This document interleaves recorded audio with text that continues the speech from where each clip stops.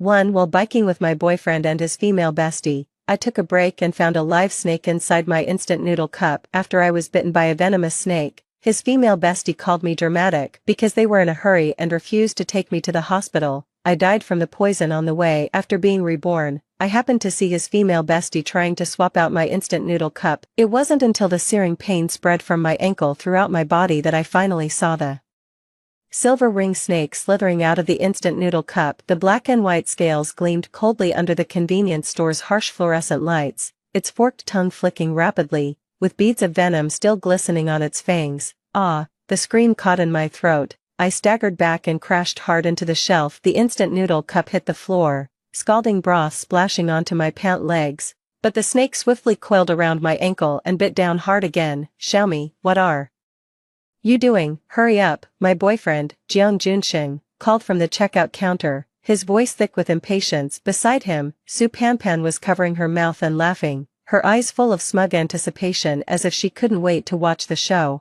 That instant noodle bucket had been brought from her home, with a snake hidden inside. She had secretly swapped out my noodle bucket just waiting for me to make a fool of myself. When I opened it, I pointed at the snake writhing around my ankle, my voice trembling. A snake, there's a snake, help me. Jiang Junxing walked over, but after seeing what was happening, he frowned. It's just a little snake. Do you really have to get this scared? Su Panpan came over and patted my back in a pretentious, hypocritical way. Xiaomi, I'm sorry, I just wanted to play a little prank on you. I didn't expect you'd be this afraid of snakes. A prank? I looked at the rapidly swelling, red wound at my ankle, where the venom had already begun to spread. It's a crite, it's venomous. Junxing, take me to the hospital, now. Poisonous, don't make such a big deal out of it. Jiang Junxing waved it off indifferently. What poisonous snakes could there be around here? It's definitely just a pet snake, and non-venomous at that. He turned and glared at Su Panpan, but his tone was indulgent. Panpan,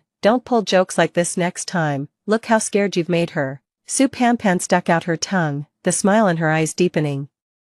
Got it, Brother Jun. I just think Sister Xiaomi is usually too serious, so I wanted to help her relax a little. I could feel my vision starting to blur, my body growing heavier by the second. The pain in my ankle had gone numb, spreading through my veins toward my heart. I clutched Jiang Junxing's arm tightly. Junxing, I really don't feel well. Take me to the hospital, please. Can you not be so dramatic? Jiang Junxing shook off my hand irritably. It's just a snake bite, tough it out and it'll pass. We still need to keep writing. What if we fall behind schedule? Exactly, Xiaomi, we finally managed to get out for a ride together. Don't let something this small ruin the mood. Besides, going to the hospital now would be such a hassle. Let's talk about it when we get to the next town. Their words were like daggers, stabbing straight through my heart. Looking at Jiang Junxing's cold face and Su Panpan's gleeful expression, I finally understood. They didn't care whether I lived or died. Just before my consciousness faded completely, I saw Jiang Junxing pull out his phone. Instead of calling 120, he was complaining to his friends about how I was making a big deal out of nothing. Su Panpan, meanwhile, crouched on the ground and carefully put that silver ring snake into a transparent plastic box, muttering, good thing it didn't bite me, otherwise, Brother Jun would definitely blame me for being careless.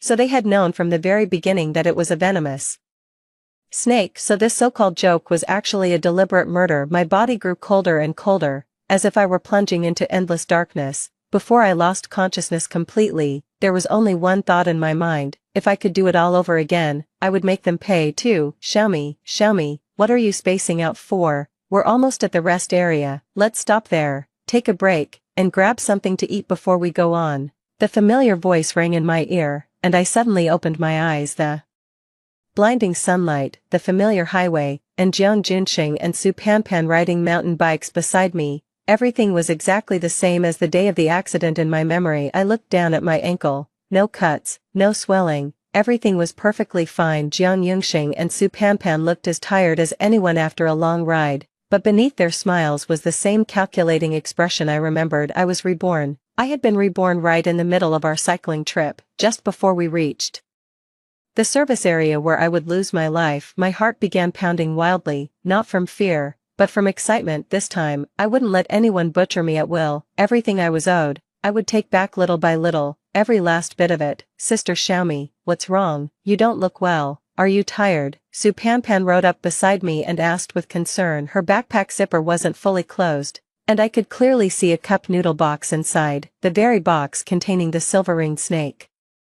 That killed me. It's here. Everything is exactly the same as in my past life. I pushed down the hatred rising in my chest and forced out a pale, strained smile. I'm probably just a little tired. It's fine. We can rest at the gas station once we get there. Jiang Junxing also slowed down and turned back to say to us, "There's a gas station up ahead. Let's stop and grab something to eat. They should have instant noodles. Here it comes. This is it." In my previous life, it was Jiang Junxing who offered to buy me instant noodles, and Su Panpan took the chance to swap the noodle cup when I wasn't paying attention. I looked at Jiang Junxing, my expression calm and unreadable. "Sure, then let's buy a bucket. Get me a non-spicy one." As soon as Su Panpan heard that, she panicked. "Sister Xiaomi, don't you usually love spicy food? Why don't you want anything spicy now?" I knew what she was anxious about. Changing the instant noodle brand all of a sudden had thrown off her plans. The one she'd prepared for me was the flavor I usually liked best. My throat's a bit irritated, and it hurts. Let's switch to a non-spicy one. A hint of barely concealed delight flashed in Su Panpan's eyes. She immediately said, "Brother Jun, I'll go buy it with you. Sister Xiaomi can just wait here for us." "No need." I cut in first. "I'd like to stretch my legs too. Let's go together." I couldn't let them go off on their own.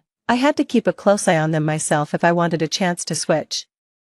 The instant noodle bucket. Jiang Junxing paused for a moment, then nodded. "Sure, let's go together." The three of us pushed our bicycles into the convenience store at the service area. Jiang Junxing went to get water, and Su Panpan beat me to the noodle shelf. She shoved 2 bowls of plain instant noodles to the back of the shelf, then quickly placed the noodle box from her bag in the middle. When she was done, a smug smile spread across her face. She turned to Jiang Junxing and me and said, "Brother Jun, Sister Xiaomi, what bad luck. There aren't any plain ones, but there's one Xiaomi likes. Let's pick this one." I sneered inwardly. The direction she was pointing at was exactly the bucket of instant noodles where she had just hidden the snake. Jiang Junxing walked over, picked up the cup of instant noodles, handed it to me, and said, "Xiaomi, is this the one?" I only felt a chill run through my whole body. In my previous life, I thought Su Panpan was just making trouble with me, but it turned out he knew too. "I don't want to eat this." I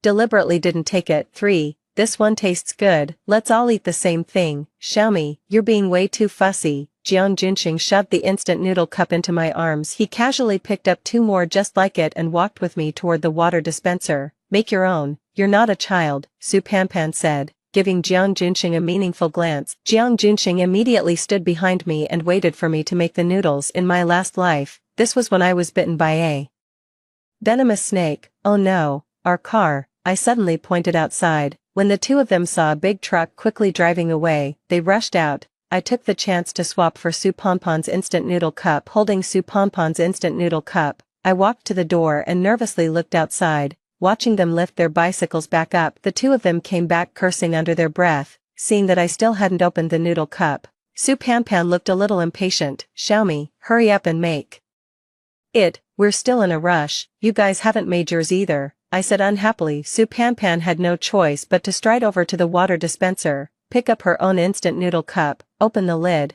and get ready to pour in the hot water. Just then, she suddenly let out a scream. "Ah, a snake!" Jiang Junxing and I both looked over, and saw a silver-ringed snake slither out of Su Panpan's instant noodle bucket and quickly dart away. Su Panpan went pale and threw herself into Jiang Junxing's arms. "So she's not even pretending anymore. How could there be a snake in the instant noodle bucket? No way. I'm going to file a complaint." I picked up my phone, but Jiang Junxing cut me off. "Forget it, don't make trouble." I was clutching my phone, the emergency screen still lit up. Jiang Junxing's "forget it, don't make a fuss" stabbed into me like a needle, making my chest ache. In my past life, he was just like this. After I was bitten by a venomous snake, he turned a blind eye to my suffering. Now, when Su Panpan ran into the same so-called accident, his first instinct wasn't to dig deeper, but to keep the peace. The only thing was, this accident was originally meant to happen to me. Su Panpan was still trembling in Jiang Junxing's arms, her face as pale as paper,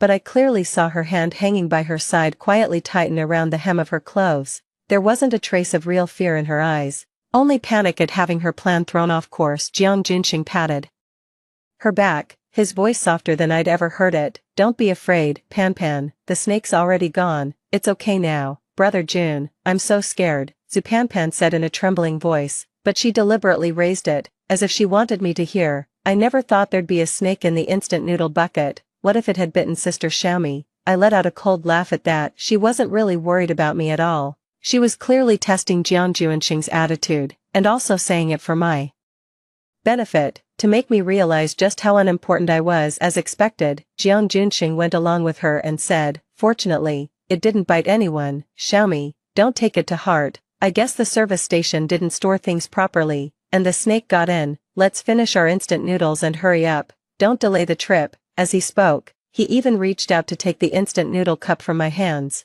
As if he wanted to put this whole thing behind us once and for all. I sidestepped his hand and pretended not to hear the perfunctory tone in his words. But what if there are more snakes? This is too dangerous. Filing a complaint would also be for the sake of the people coming after us. Su Panpan immediately sat up from Jiang Juanxing's arms and wiped away tears that didn't even exist. Sister Xiaomi, let it go. We still have to keep moving, and arguing with the gas station would waste too much time. Besides, the snake already ran off. Maybe it was just a coincidence. As she spoke, she kept giving Jiang Junxing meaningful looks. Jiang Junxing quickly backed her up. Exactly, just a coincidence. Panpan didn't even say anything, so why are you being so serious? Watching them play off each other, the last shred of hope I had for Jiang Junxing completely shattered. For in my previous life, I was foolish enough to think he had only been misled by Su Panpan and simply didn't care enough about me. But now it seemed he had been on Su Panpan's side from the very beginning, and may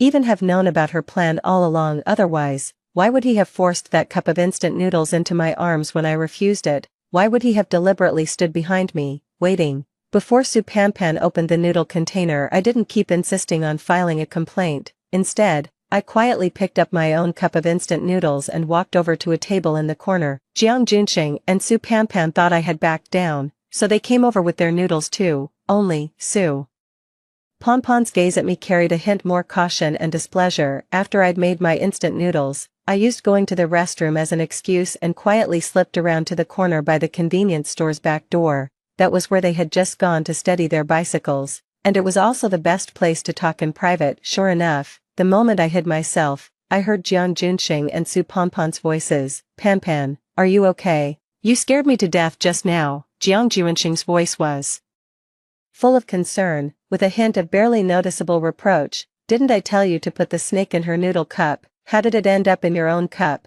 Su Panpan sounded a little wronged, and a bit impatient too. How was I supposed to know? Who knew she would suddenly say she wanted to go buy them together? I could only leave the cup with the snake on the shelf for the moment, thinking she'd definitely pick the flavor she likes best. But she didn't take it. She even swapped out my cup. She swapped your cup? Jiang Junxing paused, his tone turning somewhat complicated. Are you sure? Could you have remembered it wrong? How could I remember it wrong? Su Panpan raised her voice. When she suddenly shouted for a car just now, she was clearly luring us out on purpose so she could swap the cups while we were gone. Junji stopped defending her. She must have sensed something. Then Su Panpan's voice dropped, taking on a hint of coquetry. Today is my birthday, after all. I told you what I wanted as a birthday gift. I want her to make a complete fool of herself and know that the person you care about most is me. Now the snake didn't bite her and almost bit me instead. What is this supposed to mean? A birthday gift? I hid around the corner, cold all over. So the prank I suffered in my previous life was never an accident at all. It was the birthday surprise Su Panpan had specially asked for. My fear and pain were her gift, and Jiang Junxing had actually gone along with such an absurd request, even helping her scheme against me. Alright, I know. Jiang Junxing's voice softened. I didn't think it through and let her slip through the cracks. He paused, then added, but it doesn't matter. Even if she senses something, she has no proof. Besides, we still have the next step planned, don't we? Su Panpan's voice immediately brightened. Sabotage her bike? Yes, Jiang Junxing said darkly, a hint of malice in his voice. When I was helping with the bike just now, I secretly loosened her brake cable a little. Once we get to the downhill stretch ahead, she'll definitely run into trouble because the brakes fail. By then, she'll be injured and won't be able to keep riding, so she'll have no choice but to head back early. That way, you get to vent your anger, and we can keep going on our trip in peace. Isn't that better, Brother June? You're amazing. Su Pompon's voice was full of excitement. Let's do that. When she falls, I'll pretend to care about her and let her know that even if something happens to her, you'll still only be with me. So not only were they planning to have me bitten by a snake, they'd also set up a backup plan to make me crash and get injured on the ride. 5. In my past life, dying from the poison might have been quick enough. If I hadn't been bitten by the snake, what waited for me was a bike crash after the brakes failed. They never intended to let me make it home safely. I forced down the hatred surging in my heart and quietly backed away. When I got back to the convenience store, Jiang Junxing and Su Panpan had already finished their instant noodles. They were sitting at the table waiting for me, wearing nonchalant smiles, as if the vicious conversation from just now had never happened. Xiaomi, why were you gone so long? Su Panpan asked insincerely. Are you feeling unwell? I carried my barely touched bowl of noodles over to them. Nothing. I just thought I saw a mouse outside earlier, so I took a little detour. I deliberately paused, letting my gaze land on the brand new cycling clip-in shoes on Su Pompon's feet, and added with a hint of casual admiration, Panpan, did you just buy those clip-ins? They look pretty professional. I just don't know how they actually feel to ride in. After all, clip-in shoes do require a pretty high level of skill. If you don't clip in properly or unclip in time, falling would be a real problem. Su Panpan was, as expected, hit where it hurt. She unconsciously straightened her back, about to show off, but then remembered the snake from earlier. Her tone carried a hint of defiance. These clip-ins were bought for me by Jun Ji. He specially picked the professional model. How could they be no good? I've already practiced several times. I acted surprised and raised an eyebrow. Really? But I remember you almost fell even riding on flat ground before. The stretch ahead has quite a few loose stones and potholes, and you'd have to shift gears and brake constantly. Wouldn't using clip-ins be too risky? I turned to look at Jiang Junxing, speaking earnestly. Junxing, don't you think so? Safety comes first. After all, if Panpan really fell, we'd all see how heartbroken you'd be. Why don't we skip it this time? You and I can use the clip-ins. Panpan still needs more practice, so don't force it. Her words landed like a thorn, hitting Su Pompon's competitive streak dead on. What she cared about most was being better than me in front of Jiang Junxing. How could she possibly accept being told her skills were inferior to mine? She immediately grabbed Jiang Junxing's arm, her voice urgent and coquettish. June, look at how she's talking about me. I can definitely do it. Today I'm going to ride in clip-in shoes just to show her, so she knows my skills aren't any worse. Jiang Junxing looked at Su Pompon's reddened eyes, then glanced at me. A trace of hesitation flashed in his eyes, but it was quickly replaced by indulgence toward Su Panpan. He patted Su Pompon's hand, his tone affectionate. Alright, if you want to try, then use clip-in shoes. Just be careful on the road. I'm here, so I won't let you fall. I sneered inwardly, but on the surface I put on an exasperated look. Fine, since you both say so, I won't keep talking you out of it. By the way, when I checked the route yesterday, I found a shortcut. The scenery is better than the main road, and it also lets you avoid the construction up ahead. Want to give it a try? 6. Jiang Junxing and Su Panpan exchanged a glance, and Su Panpan spoke first. A shortcut? How much time will it save? We want to reach the next town sooner. It'll cut out several kilometers of rough road, and according to the travel guide, there aren't many people over there, so the photos turn out really well. I deliberately waved my phone, its screen showing the scenic shots I'd found in advance. Aren't you always talking about getting some cycling check-in photos? That spot will definitely do the trick. Su Panpan was indeed drawn in by the photos. She tugged on Jiang Junxing's arm. Brother Jun, let's take the shortcut. I want to take some beautiful pictures. Jiang Junxing had been hesitating, worried the road conditions might be bad, but he couldn't resist Su Pompon's sweet talk in the end and nodded. Fine, we'll do it your way and take the shortcut, but you have to stay close to me on the way and don't fall behind. Before we set off, I pretended to check my bike and quietly looked at the brake cable. As expected, Jiang Junxing had tampered with it. The brake travel was clearly longer, and the braking power was much weaker, but I was already prepared. I checked the bike the night before and packed my tools. When I went to the restroom just now, I took the chance to fix the brakes while they weren't paying attention. We pushed our bikes out of the service area and rode along the main road for a short while before I pointed to a weedy side path at the fork. This is it, just follow the tire tracks once you're in. Jiang Junxing frowned. This road looks way too rough. Are you sure we can ride it? Don't worry, the guide says it's perfectly rideable. It's just a bit bumpy at first, it gets better after that." As soon as I finished speaking, I wrote in first, "Clipless shoes lock your feet into the pedals." On a road like this, a beginner in clipless shoes might as well be courting death since you made my previous life end in such a miserable death. How could I possibly let you go back in one piece? The trail was rougher than I'd described, the path was uneven, strewn with loose rocks and jutting tree roots, and every so often I had to steer around the bushes along the roadside. I'd done my homework in advance, so I knew where the potholes were and where I needed to slow down. Drawing on the skills I'd built up over time, I handled the bike steadily, even glancing back at them from time to check how they were doing. At first, Supampan happily followed behind, eager to race me for speed, but before long she was in a flurry of confusion. Sure enough, her clip-in shoes became a burden. When she hit bumps and needed to lift her feet quickly, the cleats failed to release in time several times, and she nearly fell off. Jiang Junxing stayed right beside her, using one hand to brush away branches from the roadside while reminding her to slow down, leaving him no time to spare for me. After another 10 minutes or so, a steep slope appeared ahead.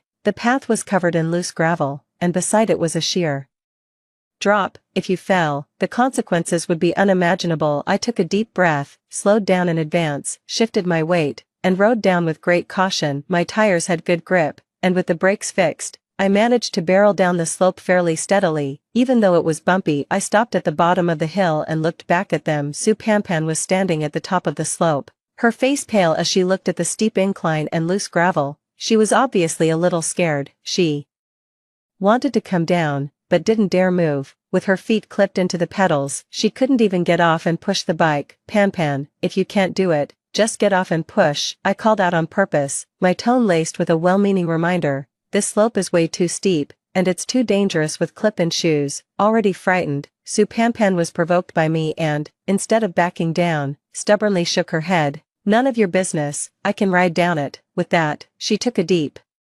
breath, gave a hard shove on the pedals, and charged down 7. But her skills just couldn't handle this kind of terrain. She had barely gone a few meters when a loose stone caught her wheel, throwing the bike off balance in an instant and sending her tumbling down the slope beside the road. "Ah!" Supampan let out a scream, frantically trying to unclip her shoes, but she just couldn't get them loose. Seeing that something was wrong, Jiang Junxing no longer cared about the danger. He immediately rode down after her, reaching out to grab Supampan, but he was so focused on her that he didn't notice the loose stones under his wheels. The bike skidded, and instead of catching her, he crashed into her. With 2 dull thuds, Jiang Junxing and Supampan both fell onto the slope. The bike toppled over nearby, its parts scattered all over the ground. Supampan's clipped-in shoe was still stuck on the pedal, and her leg was pinned under the bike. The pain brought tears to her eyes. Jiang Junxing wasn't any better off. A long gash had been cut into his thigh by a branch, and blood immediately began seeping out. I slowly rode over and stopped in front of them, my face full of surprise and concern. "Junxing, Pan,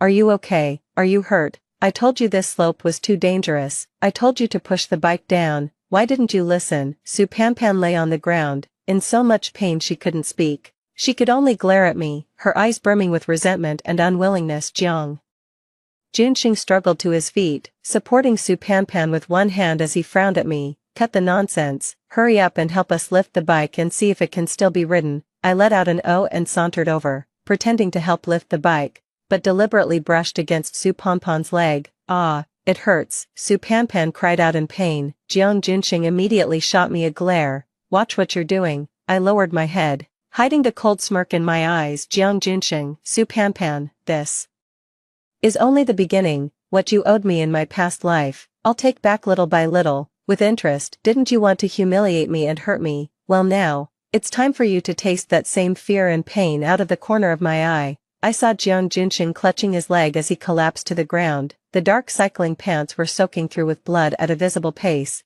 dripping from the hem onto the gravel and spreading into a small pool of dull red. The color drained from his face in an instant, and his breathing quickened. The anger that had been in his eyes a moment ago was now replaced by unmistakable panic. "Brother Jun, what's wrong?" Supampan finally shook off the pain in her leg. Seeing Jiang Junxing like this, her voice carried a hint of panic even she hadn't noticed. But the next second, she frowned again, holding her knee and whining, "My leg hurts too, it must be broken." "Brother Jun, tell her to help me up first." Jiang Junxing gritted his teeth, cold sweat beating on his forehead. He tried to speak, but all that came out were broken, gasping breaths. The bleeding won't stop. I knew full well he'd hit an artery. If we kept dragging this out, his life could be in danger. I couldn't let him die this early. That would be letting him off too easy, wouldn't it? 8. I immediately set down the bicycle in my hands and pulled the first aid kit I'd prepared in advance out of my backpack. In my past life, I'd been injured while cycling, and ever since then I'd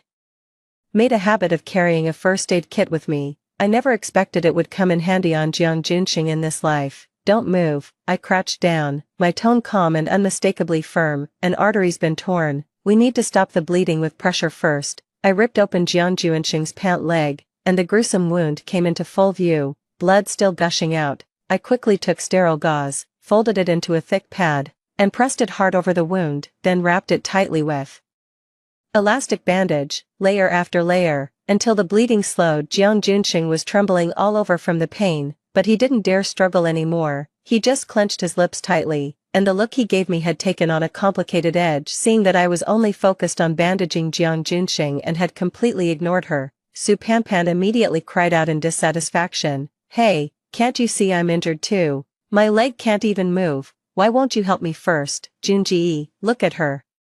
She's bullying me, as she shouted. Her eyes reddened with grievance, and tears fell one after another. I'm in so much pain. I should never have listened to you and taken this shortcut, and now things have turned out like this. You still won't help me. Jiang Junxing had just caught his breath when he heard Su Panpan crying, and immediately softened, enduring the searing pain in his leg. He reached out to wipe her tears away, his voice weak but still indulgent. Panpan, don't cry. I'm fine, just wait a little longer. Once the ambulance gets here, it'll be okay. Wait for what? Su Panpan shook off his hand and cried even harder. What if my leg leaves a scar? This is all your fault. You had to listen to her and take the shortcut. Look what happened now. We're both injured. I looked at their back and forth with a cold eye, took out my phone, and called emergency services, clearly reporting our location and both of their injuries, with special emphasis that Jiang Junxing's artery had ruptured and that the situation was critical. After hanging up, I told them, the ambulance should be here in about 20 minutes, but this road is too narrow for it to get in. I need to go up ahead to the fork and meet it there. Stay here and don't move. Jiang Junxing nodded, but Su Panpan was still sniffling and muttering complaints under her breath. I didn't bother with them anymore, turned around, got on my bicycle, and hurried toward the fork. By the time I brought the ambulance back to the entrance of the side road, the medical staff had already come down carrying a stretcher. Seeing the stretcher from afar, Su Panpan's eyes lit up at once. She didn't even care about crying anymore and struggled to her feet. A stretcher? Give me the stretcher now. My leg is broken. I can't wait any longer. Just as the medics were about to carry the stretcher over to her, I stepped forward and said calmly, Doctor, please check on Jiang Junxing first. He has a ruptured artery, and the bleeding hadn't fully stopped when he was bandaged earlier. He may already be suffering severe blood loss, and his condition is more urgent than hers. As soon as Su Panpan heard that, she panicked at once. She clutched the stretcher handle tightly and refused to let go. Why does he get rescued first? I'm injured too. Brother Jun cares about me the most. He'd definitely let me onto the stretcher first. As she spoke, she suddenly went limp, closed her eyes, and actually fainted on the spot, lying motionless on the ground. 9. The medical staff hurried over to check on Su Panpan, and her fake fainting naturally fooled no one. Can you stop causing trouble? What are you faking a faint for? Jiang Junxing had been enduring the pain and was about to let Su Panpan onto the stretcher first, but when he heard she was only pretending to faint, and thought back to how she had complained when he was injured just moments ago, his heart suddenly turned cold. Looking at the bandage on his leg, which was still soaking through with blood, the fear of death seized him instantly. He struggled to reach out and shouted to the medical staff, "Save me first, I've lost too much blood, I can't hold on much longer." Hearing Jiang Junxing's voice, Su Panpan cracked one eye open and saw that he was actually trying to fight her for the stretcher. She immediately snapped fully awake. She lunged at him and shoved Jiang Junxing away from the stretcher. Jiang Junxing, how can you do this? Didn't you say I mattered most to you, and now you won't even let me have a stretcher? She didn't hold back at all. In the scuffle, she happened to hit Jiang Junxing's wound, and the blood that had just been stopped immediately started pouring out again, soaking the bandage red. "Miss, your injury isn't serious, it's just a scrape, and there's no fracture. if it were broken, you wouldn't be able to take a single step now. Please let this gentleman get on the ambulance first. His condition is much more dangerous." The medical staff were at a loss. Jiang Junxing let out a scream of pain, and the look he gave Su Panpan turned completely cold. There was no trace left of his earlier indulgence or tenderness. "Su Panpan, have you had enough? I'm about to die, and all you care about is yourself." "What did I do?" Su Panpan snapped back, putting her hands on her hips. "You were supposed to give in to me in the first place. You said you'd protect me forever. And now you can't even handle something this small. You're a liar." The two of them immediately started arguing, each blaming the other. I stood off to the side and pretended to step in and break them up. "Stop arguing, let the doctor take a look first. Fighting like this isn't going to solve anything." But there wasn't a trace of urgency in my voice. Instead, there was a faint, almost imperceptible hint that I was just watching the show. "Xiaomi, help me, I feel awful." Jiang Junxing put all his hopes on me and reached out for help. "How could I dare upset Panpan? If I make you mad, she can plead for me, but if I make her mad, that's a death sentence. No one can save me." I looked at Jiang Junxing with innocent eyes,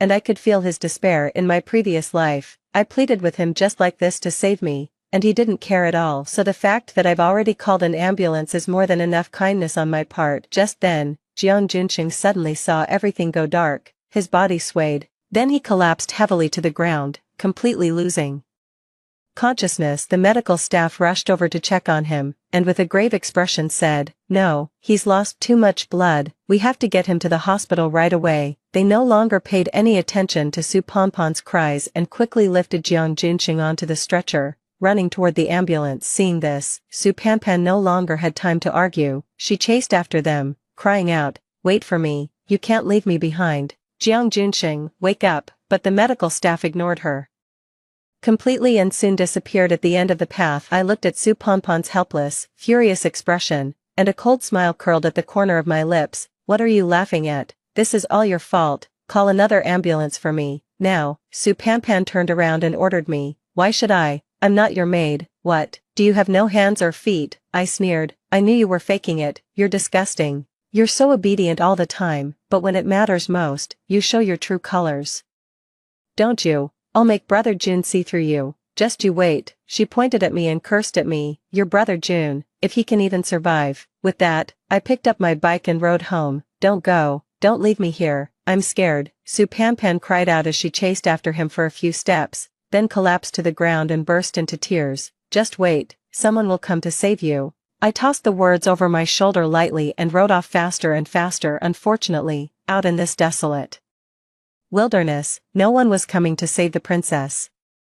10. But it wasn't over yet. Their punishment had only just begun. Later, although Jiang Junxing was rushed to the hospital in time, the blood flow to his lower limbs had been cut off for too long and the tissue had already died, so in the end, his leg still had to be amputated. At first, Su Panpan still visited him in the hospital a few times, but the more she saw him in a wheelchair, the more obvious her disgust became. Before long, she started looking for someone else and stopped caring about Jiang Junxing altogether. Jiang Junxing finally saw Su Panpan for who she really was. Then he thought of how good I'd been to him and called me countless times, asking me to come see him. After thinking it over, I still went. The once bright and spirited man now looked deeply worn, as if he had aged 20 years. "I know you're still mad at me. I only ever treated Su Panpan like a sister, and I didn't consider your feelings. Let's start over. I'll love you properly this time." I almost laughed out loud. "When you were hopping around just fine, you trampled all over my feelings. Now that you can't move, you think of me. I was wrong. I really was wrong." Jiang Junxing burst into tears. "Look, this really has nothing to do with me.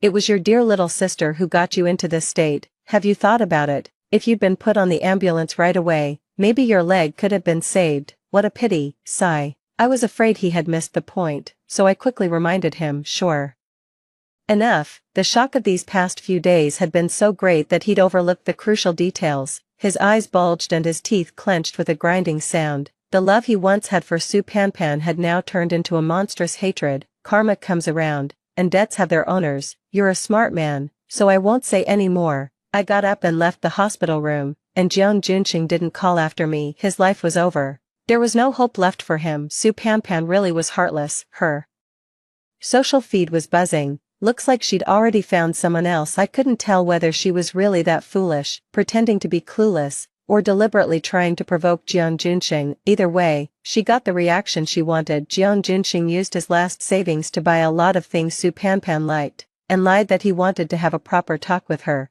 tricking her into coming to his apartment. Just as Su Panpan was gleefully expecting to reap the benefits, Jiang Junxing suddenly clutched her in a death grip, trapping her with him in the wheelchair, and charged toward the balcony. Su Panpan, didn't you want me dead? Then let's die together. His voice was laced with frantic despair. Su Panpan was terrified out of her wits. She struggled desperately, but she couldn't break free. With a deafening crash, the two of them plunged from the 22nd floor together and ended up dying side by side. I saw the news on the evening report. As I watched the story on the screen, I felt nothing at all. In my past life, they treated my life like a joke. In this one, they finally paid the price for their selfishness and cruelty. The end. That's it for the first story. Don't go away. The next one is even more exciting. My parents died young, so I was taken in by a comrade's family in the countryside. With the support of the He family's parents, I married He Zhouji, my childhood sweetheart, but I didn't know he already had someone he liked. After we got married, he refused to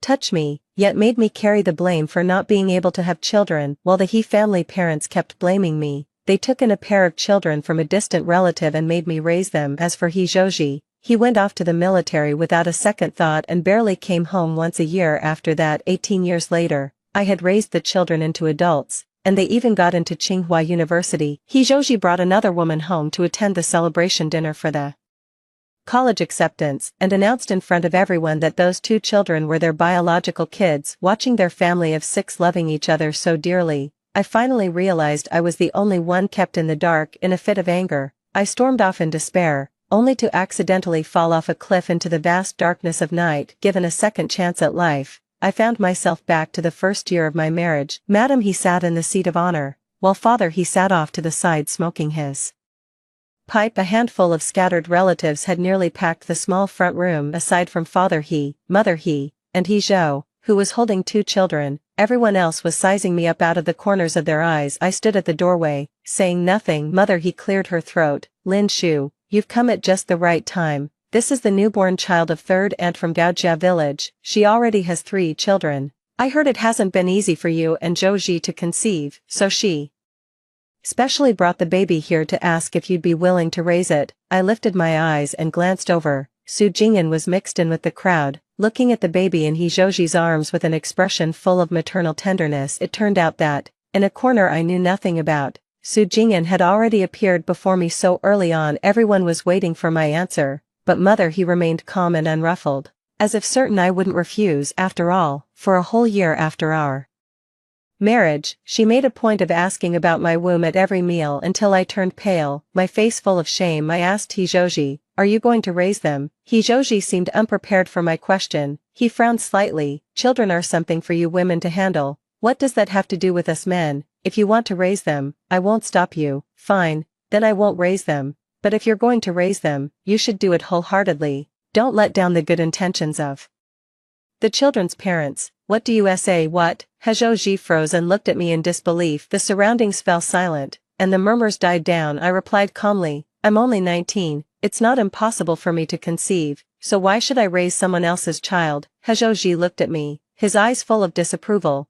Why are you being so unreasonable? 3rd aunt meant well, but I never expected you to be so short-sighted. I shot back, weren't you just saying you wouldn't get involved? Why are you so worked up the moment I say I won't raise them? He choked on his words, eyes widening as if he never expected me to defy him. His mother stepped in to smooth things over. Xiao Shu, don't speak in anger. I know you're fond of these 2 children. If you're going to raise them, I'll help you out too. I'll pitch in from the side. His father took a puff of his cigarette and said, if you're going to raise them, then tomorrow we'll open the family ancestral hall and register these 2 children under Lin, Shu, and Zhouji's names. A wave of speechlessness rippled through me. In my previous life, when Mother He talked about helping out, it was nothing more than keeping an eye on me while never actually treating the twins well. As for washing the children's clothes, paying for their upbringing, and helping them with homework, I had done almost all of it myself. They only came to reap the fruits of my labor when they were ripe. When had they ever considered me? Faced with their decisions made entirely on their own, I raised My voice a little, I won't raise them, if they're registered under my name, then I'm getting a divorce. With that, ignoring their stunned expressions, I turned and left for the mailbox at the village entrance. I received a letter addressed to me, and when I opened it, my eyes instantly welled up. Inside was a 100 yuan bill along with a bundle of grain coupons and cloth ration tickets, priceless in the resource-strapped 1980s. The sender was my parents' college professor, Old Master Liu, who treated me like his own granddaughter. It wasn't until after I had raised my 2 children all the way to Tsinghua University in my past life that I learned he had been quietly helping me all those years, but all of it was taken by the He family's parents. There was also an acceptance letter from Tsinghua in my mailbox,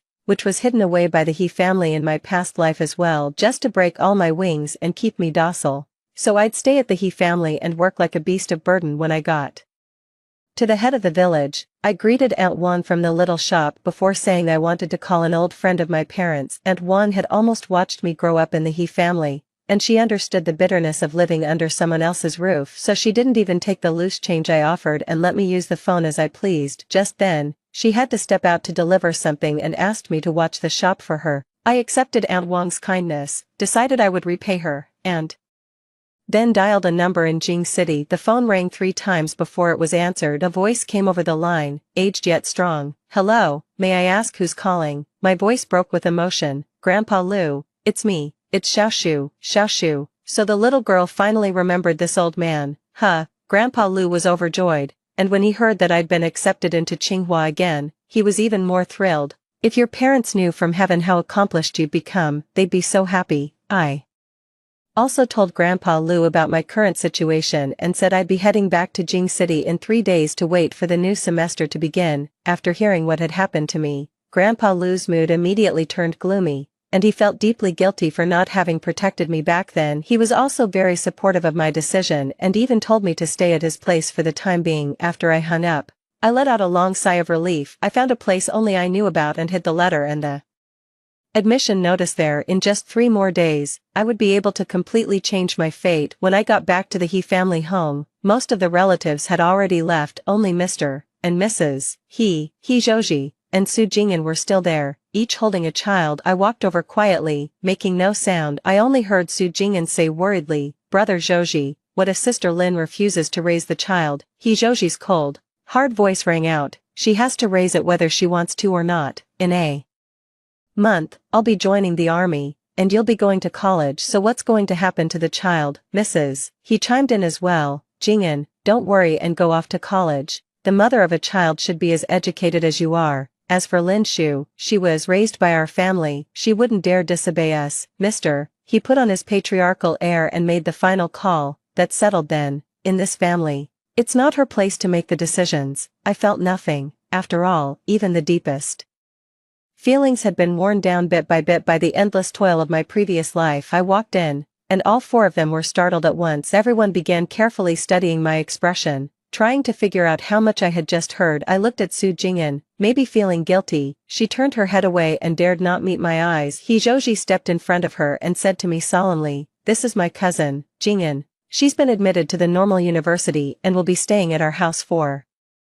the next month." I nodded and said nothing. I pretended not to hear the sigh of relief from Madame He behind me. After dinner, I went straight back to my room to pack my things. I set aside all the memories related to He Zhouji, separating them from the rest on my desk and placing them aside. I had very little that truly belonged to me, just a cotton coat for winter, and a few thin summer clothes. Compared with the wool coat Su Jingyan was wearing, mine clearly didn't even amount to the cost of half a meter of fabric. If I remember correctly, the coat she was wearing was also bought with the fabric vouchers Grandpa Liu had sent over. Although Grandpa Liu sent me a large sum of money every month, most of it was pocketed by Madame He, and only very little was spent on me. A little, they've raised me all these years, so the money from Grandpa Liu can be treated as repayment for the living expenses they spent on me. As for Grandpa Liu, I'll find a way to pay him back too. Hezhou unexpectedly walked into my room without even knocking. He tossed a wool scarf onto the bed and said to me in a condescending tone, "I've neglected you since we got married. This is something I brought back from the city. It's for you." I looked at the scarf a few times, and the pattern was practically identical to the one on Su Jingyan's coat. It must have been made from leftover fabric from making coats, and of course, he had to gather it up and haul it all the way back to bestow on me. When He Zhouji saw that I didn't say anything, He assumed I was moved by the scarf, so he pressed on while the iron was hot. I'm enlisting in a month. You need to pay more attention to the two children. He paused again after saying that. It wasn't easy for my parents to raise us this far. When you're at home, try to be more aware and help out by washing more dishes and clothes. Don't just shrug everything off like you did tonight. I almost let out a cold laugh. You still have a month before you enlist, don't you? Why don't you help your parents with some of the housework? He pressed his lips together for a moment before saying, of course I'll do my part and help out too. Suddenly, he saw the notebook and woven bracelet he had once given me lying in a corner of my desk, lonely and abandoned, as if they'd been thrown away as trash. What did you dig these out for? Just tidying up a bit, tossing out what needs to go, I replied casually. He frowned deeply, suddenly stirred by an uneasy restlessness. He wanted to open the luggage I'd packed aside to take a look.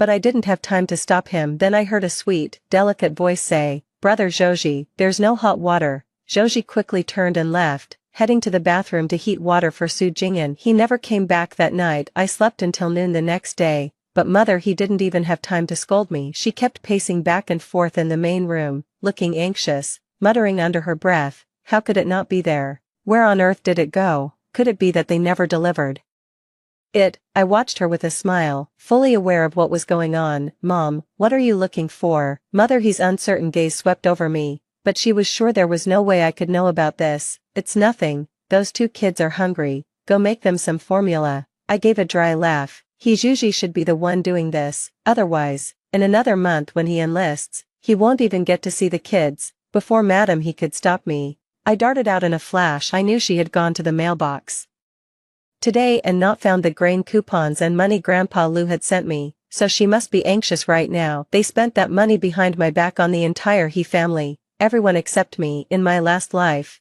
Juji used that money to smooth things over with people in the unit and ended up landing a pretty good position. Through all his scheming and flattery, he somehow ended up as a minister 18 years later, and almost all of Su Jingyan's college expenses were paid out of the envelopes I gave him. They enjoyed all the convenience I brought them, yet still took it for granted. Since when does the world work that way? I went to the village youth organization team, and it was full of Joji and Su Jingyan's rowdy circle of friends. Before I even got close, one of his childhood buddies was already heckling him. Old he, you dote on Jingyan so much, can you really bear to send her off to college? Nestled in Joji's arms, Su Jingyan said shyly, what nonsense are you talking? I only think of Joji as my brother. Her childhood friend joined in the teasing. What brother? You mean your sweetheart? Everyone around burst into laughter. The atmosphere relaxed and lively. Joji looked pleased too, pulling Su Jingyan close. When you go to Beijing, don't forget to miss me and the child. Su Jingyan lifted her head shyly, kissed him on the cheek, and answered, okay. At that moment, they brought me up again,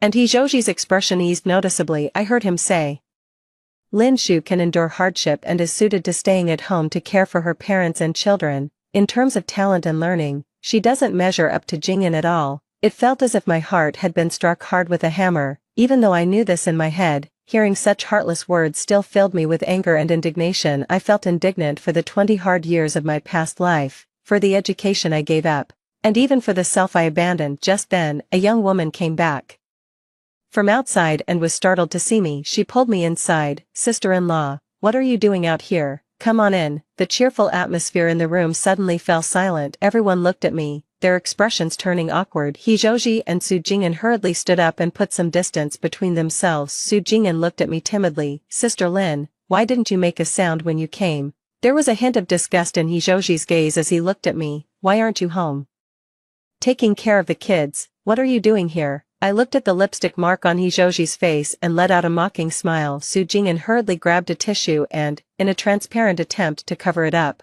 wiped at Joji's face. Sister Lin, it's all my fault. I was just joking around with brother Joji. Joji looked guilty for a second, then quickly straightened up again. What's there to explain to her? Jingyan and I have been close like siblings since we were kids. There's nothing to hide about that. Maybe worried I'd expose him. His tone turned irritated. Lin Shu, can you stop being so suspicious all the time? It's because you're like this that I don't want to come home. You know, if only you had even a little of Jingyan's gentleness. Has Huzi? I cut him off. It seemed only then did he realize he'd let something slip, and he awkwardly fell silent. The two children you were dead set on adopting yesterday are hungry. Your mom called you home to feed them. I said it calmly, as if I hadn't seen the embarrassed look on his hussey's face. But yesterday, I did refuse to adopt those 2 children, and he couldn't come up with a word to argue back, so he had no choice but to follow me home. Su Jingyan bit her lip and followed behind. At the dinner table, Father, he informed me that the children's names had already been entered in the ancestral hall. I nodded without saying anything. Mother, he looked at me and gave He-Zhouji a meaningful glance. Autumn's almost here, and Xiaoshu's clothes are getting worn. Zhouji, take Xiaoshu into town the day after tomorrow and buy her some new clothes. He-Zhouji glanced at me and agreed. Su Jingyan pouted aggrievedly off to the side. Let Jingyan go too. It's on the way. Anyway, madam, he glanced at me, and I still nodded, agreeing without hesitation. The whole family seemed a little surprised. After all, just 2 days ago, I had openly and bluntly embarrassed them to their faces. But I was thinking, if I go into town the day after tomorrow, I can buy a train ticket and leave, and I wouldn't even need to make up an excuse. Perfect, He-Zhouji, I can finally leave you. I've waited 2 lifetimes for this day. 2 days later, dawn was just breaking. He-Zhouji gently pulled Su Jingyan out from under the covers. After patiently helping her wash up, he came to knock on my door. I beat him to the door and opened it first. When He-Zhouji saw me all tidied up and ready to go, he was clearly taken aback. What are you carrying such a big bag for? I slung my handbag over my shoulder, composed myself, and said flatly, I brought some food. Su Jingyan popped out from behind him and looked at me with some disdain. Sister Lin, we're going to the city, not out to work the fields. Why are you bringing rations? Does the city not have food? Hearing that, He-Zhouji also looked a little contemptuous. If you want to bring it, fine. Just don't complain halfway and make me carry it. My excitement wasn't affected in the slightest. I answered them confidently, don't worry, it won't. The ride into town was in the village chief's pig-hauling truck. In those days, owning a vehicle was already a remarkable thing. He-Zhouji gently helped Su Jingyan onto the truck, even carefully laying down a layer of newspaper for her so her clothes wouldn't touch anything dirty. As for me, I struggled to climb up onto the truck and just found a corner to sit down casually. A woman from the neighboring village saw how intimate He-Zhouji and Su Jingyan were being, and couldn't help teasing them. Oh my, you 2 must have just gotten married, right? So affectionate, more considerate than my old man ever was. Su Jingyan looked embarrassed for a moment, and He-Zhou froze, not knowing how to respond. It was the village chief nearby who kindly explained, sis, you've got it wrong. This one here is his wife. The auntie's odd gaze turned toward me in the corner, filled with confusion, but she didn't dare say much, and only muttered under her breath, wasn't the Qing dynasty already over? How can he still openly set his wife aside and dote on a concubine? Though her voice was soft, everyone in the carriage heard it clearly, especially Su Jingyan. Her face flushed red as she edged away a little from He-Zhouji's arms. He-Zhouji was embarrassed too, and when no one was looking, he gave me a vicious glare. I didn't pay any attention to this little drama. I only clutched the bag in my hands, as it held all my hopes. After getting off the car and once the crowd had dispersed, the look He-Zhouji gave me became even more impatient. In a hard tone, he said, here's $5, go buy yourself some clothes, meet back here at 3 this afternoon. With that, he tossed the $5 he was holding into my arms. Then he left without so much as looking back, with Su Jingyan in his arms. Before leaving, Su Jingyan glanced back at me with pity. I picked up the 5 yuan from the ground and tucked it into my pocket. Even though I knew madam he had clearly given him 50 yuan, in his eyes, I was only worth spending this much on. But it didn't matter anymore. I'd already told Grandpa Lu there was no need to send money over anymore. What had been sent before would buy off everything between us. I turned and headed for the station. It wasn't until I boarded this train bound for Beijing that the tears I'd held back for decades finally spilled over. I'd spent decades languishing in the village, never once imagining there could be another life for me. Since I was sent to the He family at the age of 5,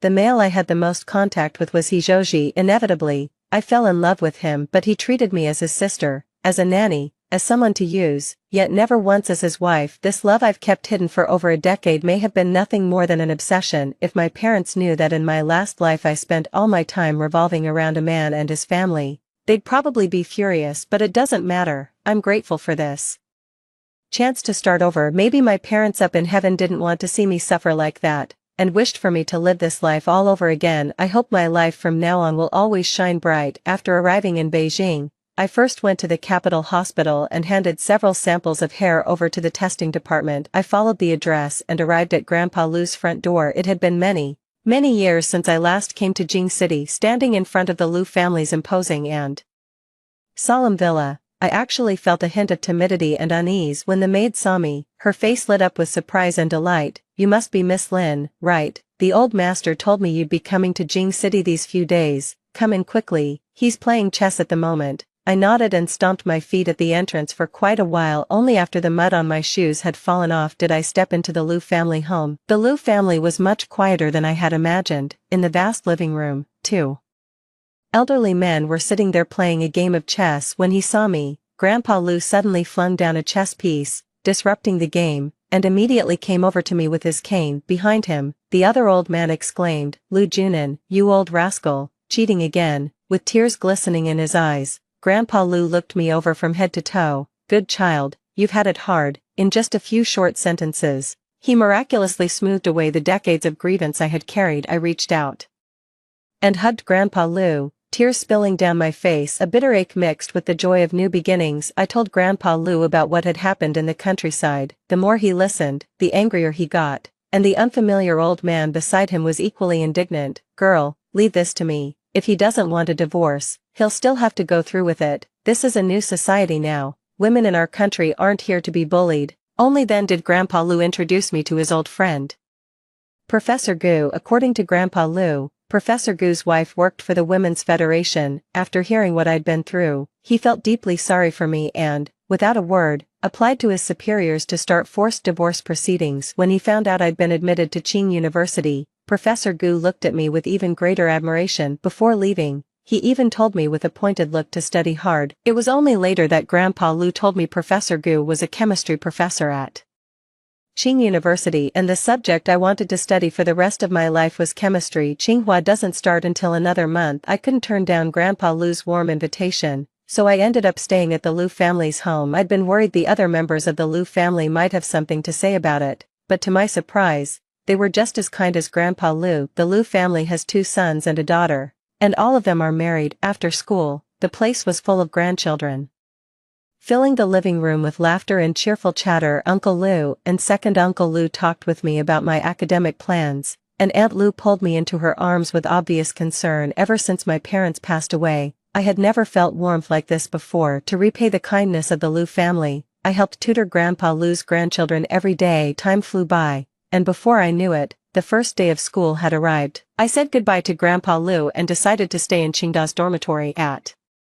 Grandpa Liu's request, I would go back every week for a family dinner. Before moving into the dorm, I mailed out the 2 paternity test reports and the letter. Little did I know that my leaving had caused quite a stir in the He family. At first, when He Zhouji and Su Jing'an returned to the village, they didn't even realize I wasn't in the car. After all, they only had eyes for each other. How could they spare any thought for whether I had gotten in the car? It wasn't until the 2 children soiled the bed with urine and feces that Mother He shouted for me at the top of her lungs to come out and clean it up, but no one answered. Only then did He Zhouji remember that he had left me behind in the city. Mrs. He told him to come looking for me at once, but He Zhouji thought she was making a mountain out of a molehill. She's not a child anymore. Couldn't she find her way home? With that, he turned around and went off to be all lovey-dovey with Su Jing'an. He didn't even bother with the child's crying and fussing. Su Jing'an did feel sorry for the child, but the foul stench was so overpowering that someone like her, who had never so much as lifted a finger for housework, kept well away. So Mrs. He had no choice but to clean up the mess herself. As Mother He tidied up, she kept cursing my name. She made up her mind that if I ever came back, she'd give me a proper beating. But after waiting 4 or 5 days in a row, there was still no sign of me. The Hezhous finally realized something was off. He specially hitched a ride on the village chief's cart again, and when the chief asked why he hadn't seen Lin Shu around, he could only stammer, "She went into town to visit her cousin." The village chief found it a little strange, since he also knew I had been adopted back then. Once they got to the county seat, He Zhouji took the other selected army brothers and searched for me together. They searched from dawn till dusk, asking everyone they could, but still couldn't find any trace of me. He Zhouji took a deep breath, never expecting Lin Shu to cause him this much trouble. He held back his anger and kept looking. Only one ticket seller, a middle-aged woman, let out a surprised huh when she heard his description. "You mean that little girl, the one wearing a yellow shirt and her hair in a ponytail?" "Right, she's a good bit taller than me." The aunt made a gesture against her own body. Hizhou said with surprise, "That's right, auntie, do you know where she went?" The aunt smiled and said, "That little girl went to Jing City," she said.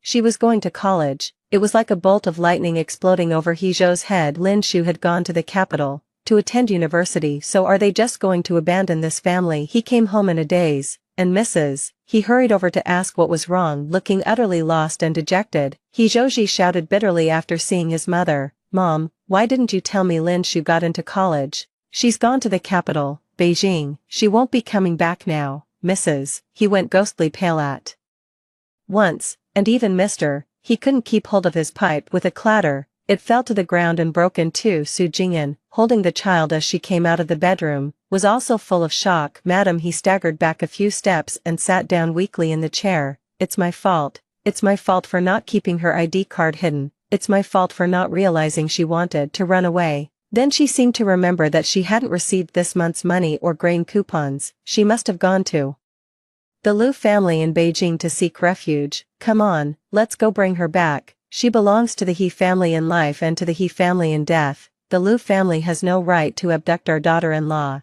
At that moment, his father also picked up his pipe and carefully wiped it with the hem of his own clothes. Calm and composed, he carried himself like the head of the family. "Yes, we need to bring them back." His father glanced at the child in Su Jingyan's arms. "Otherwise, who's going to look after my grandson and granddaughter?" Only then did Hizhou remember that he and Su Jingyan would be leaving the village in a month. There was no way he would let the children hold up his future, so he nodded and decided that when the village chief went into town the day after tomorrow, he would buy train tickets to Beijing. In the middle of the night, Su Jingyan lay on one side of the bed, her mind in turmoil. She rolled over and said to Hizhou, "I didn't expect Sister Lin to get into university too. I wonder which one it is." Hizhou said irritably, "What school could she possibly get into? It's probably some vocational school." As he said that, he seemed almost ashamed to have a wife like her. He looked at Su Jingyan as if she were a treasure. "No matter what she got into, she can't compare to you. For someone like her, going to school is just a waste of money. Unlike you, you have a much brighter future." Su Jingyan was feeling rather pleased with herself too. After all, in this day and age, getting into college was rare enough. Not to mention a teacher's technical school in Beijing. People for miles around envied her and praised her non-stop. But before Hizhou had even finished dreaming of dragging Lin Shu back, the next day the village chief brought terrible news. Lin Shu had mailed back a forced divorce notice from the capital. Hearing the news, "Madam," he nearly fainted. Even he, who always kept up a calm front, flew into a rage, repeatedly shouting, "This is outrageous, outrageous." Hizhou's mind was already a complete mess, and he looked to the village chief for help. The village chief shook his head awkwardly. "Zhouji, this notice was approved by the higher-ups. I can't make that call. There's no way to change it. I heard that little Lin Shu got into Tsinghua. From now on, don't go bothering her anymore." The village chief was equally puzzled when he received the document. After all, although he was only a village chief, he had still heard of all kinds of official papers over the years, but this compulsory divorce notice issued by the Women's Federation was something he had never seen before. He and the other village cadres studied it for a long time and realized this was not something to be discussed. It was a formal declaration. It declared that Ms. Lin Shu and Hizhou were hereby officially dissolved as husband and wife, and free to marry whomever they wished from then on. The document also included the total amount of money and grain coupons the Liu family had sent over the years. The sum was so large that even the village chief was stunned. The He family was truly insatiably greedy. With all that money combined, they could have raised and cared for 10 girls like Lin Shu properly. They even included Lin Shu's school fees and miscellaneous expenses, as if they had very high hopes for her. Yet the He family had not only made Lin Shu drop out of school at a very young age and marry Hizhou, they also treated her with nothing but cold disdain and contempt. The villagers had all seen for themselves what Lin Shu wore and how much work she did. One look at Mr. and Mrs. He's slick, well-fed faces, and you could tell exactly where the money had gone. Fortunately, Lin Shu was hardworking enough. She even managed to teach herself into Qing University, a top-tier school. Being stared at like that by the village chief made Mr. and Mrs. He very uncomfortable. The village chief didn't stay long either. After handing over the documents, he left the He family looking utterly flustered in the main room, at a complete loss. Is that Lin girl really not coming back? There was still a glimmer of hope in Mother He's eyes. The paperwork is all in place. On what grounds are we supposed to bring her back? Hijoji seemed to have had the wind knocked out of him. He had never felt so hollow inside. Standing off to the side, Su Jingyan was seething with jealousy. She had never imagined that someone like Lin Shu could get into a top university like Qingda.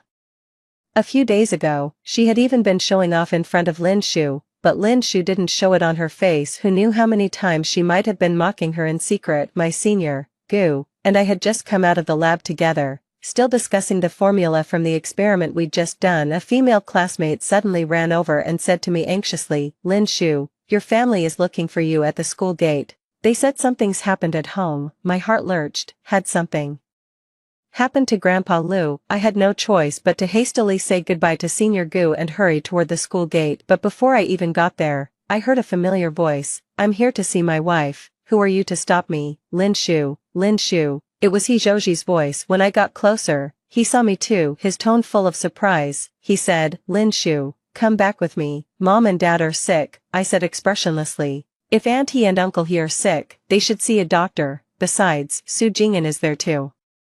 Take care of them. What are you coming to find me for? Hijo's face stiffened for a split second when he heard how I addressed him, but he still shamelessly called out, Lin Shu, no matter how much resentment you have toward us, for the sake of my parents raising you all these years, you should have gotten over it by now. Besides, it's only natural for a daughter-in-law to care for her parents-in-law. Just because you got into Qingda doesn't mean you can forget your roots and bite the hand that fed you. As soon as he said that, the classmates who had already been drawn over by the commotion were now looking at me with scrutiny, but they were college students after all, reasonable to a fault. None of them jumped in and took sides without knowing the facts. After hiding off to the side for who knows how long, Su Jingyan also started stirring up trouble. Lin Shu, I know you're jealous that I'm close to brother Zhouji, but we're only cousins. How could you abandon your children and in-laws and just run off? Do you know how much the kids miss their mother? With that, Su Jingyan picked up two scruffy-looking children from the tricycle. The children were crying their eyes out. Su Jingyan put the two pitiful children on display before the whole crowd. At this point, some in the crowd began to waver. Lin, if that's really the case, you should go back and take care of your family. Exactly, the child is innocent too. Now that you've had them, you have to raise them. Schooling is important, of course, but you should still cherish the person in front of you. This man seems to care about you very much. I gave a cold smile, but said nothing to refute my classmate because I knew they were only being stirred up. But public opinion is not something only Hijoji can shape. I looked at him. Hijoji, your unit pulled you off duty, didn't it? Otherwise, how would you have the time to come bother me? Then I looked at Su Jingyan. What, you didn't get into college? Could it be that the fact you interfered in someone else's marriage before you were even married, and ended up with twins, has been exposed? I'd exposed the awkward truth for Hijoji and Su Jingyan, and both of them showed flashes of embarrassment and anger on their faces. I knew I was right. Before school started, I knew that forced divorce agreement wouldn't be enough to rein in the thick-skinned He family to keep them from making trouble for me. I sent an anonymous complaint to the military unit and the university Su Jingyan attended. A month later,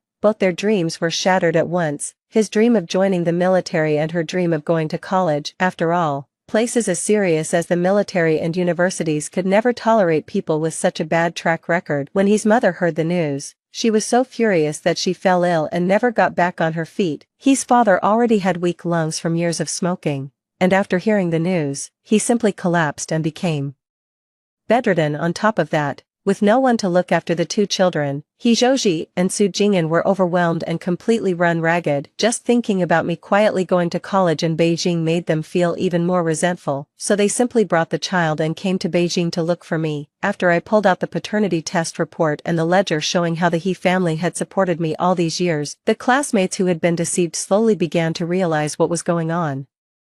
They started cursing at Hijoji and Su Jingyan. After all, they were educated people, so their words were not as harsh. You two really have the nerve to go on the offensive and play the victim first. What, is your pee mad or something?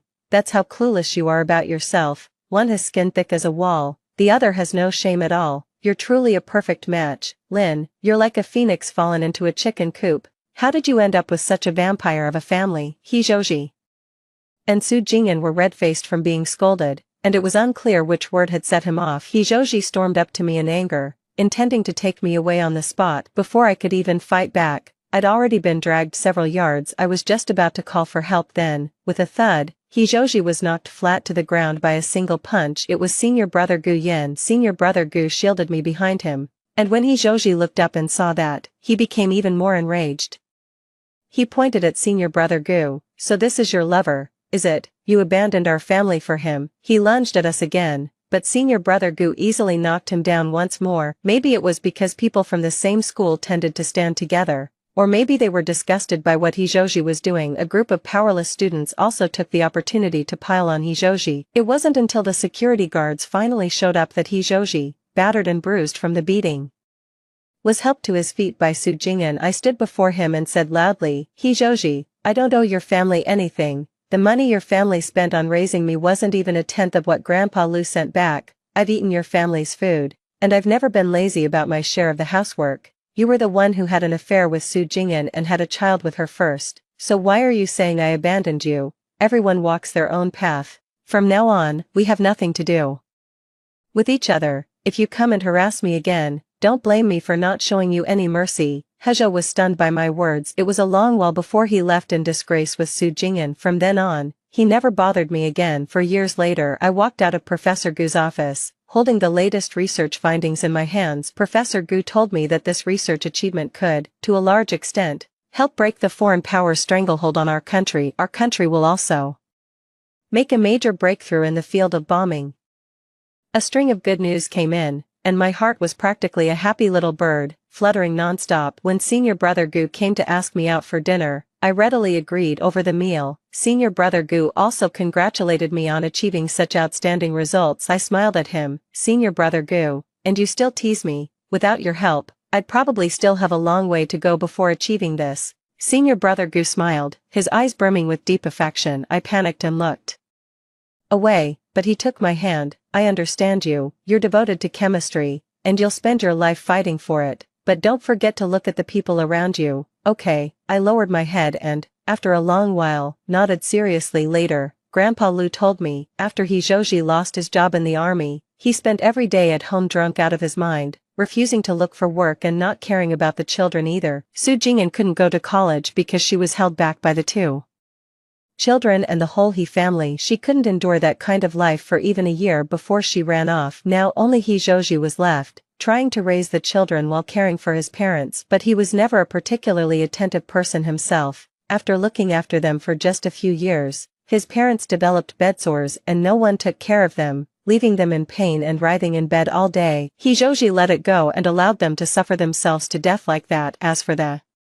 two children, with no one to guide them, they skipped school and fought every day. There was even someone in the village who knew the truth and mocked them to their faces. "Your real mother isn't as accomplished as your former foster mother. You're just as worthless as your mother." When the two children heard that they had a capable foster mother in the city, they came home and kept throwing tantrums all day, insisting on going to the city to find their mother. Maybe the alcohol was kicking in, and Hijoji once again forgot what I had said. He immediately bought 3 train tickets and was getting ready to head to Beijing. Little did he expect that, after getting thoroughly drunk, he would collapse on the railroad tracks and never get back up. He was gone in an instant. When the two children found me, they were filthy, looking like little beggars, crying. They said their father kept repeating this line right up until he died. "This shouldn't have happened. I want to be reborn, Lin Shu.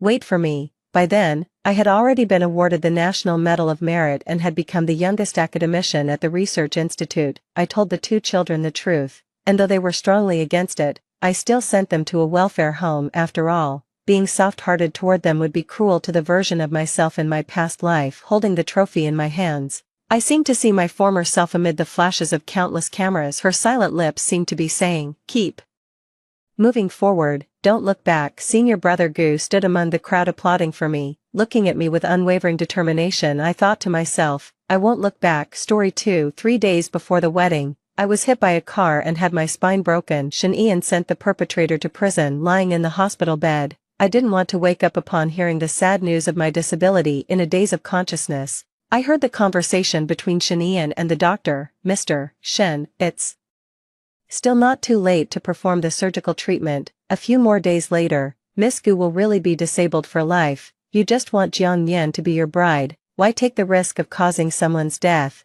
Let her be disabled. I'll support her for the rest of her life. If she recovers, she will definitely cause trouble at the wedding. I promised Nyen Nyen that I would welcome our child into the Shin family in a grand manner. Only when Guan is completely incapacitated will she treat my child as her own, even if she's disabled. At least she won't bully the child. In a corner that no one noticed, a tear rolled down from the corner of my eye. It turned out that the wedding I had been looking forward to for so long was just a lie. The love I had longed for was also a death warrant for me. Since that's the case, I'll grant his wish. Don't talk too much. Do as I planned. The hysterectomy must be done thoroughly. And don't let her find out. When she wakes up, I'll take her to the Welfare Institute to pick up the child. Without the chance of having children, she will surely love Yuan Yuan dearly. The doctor wiped the sweat from his forehead, feeling a twinge of compassion. Mr. Shen, why don't you think about it again? Miss Gu is already paralyzed from the waist down. If you remove her uterus, isn't that killing her? How will she hold her head up in front of the elders of the Shen family in the future?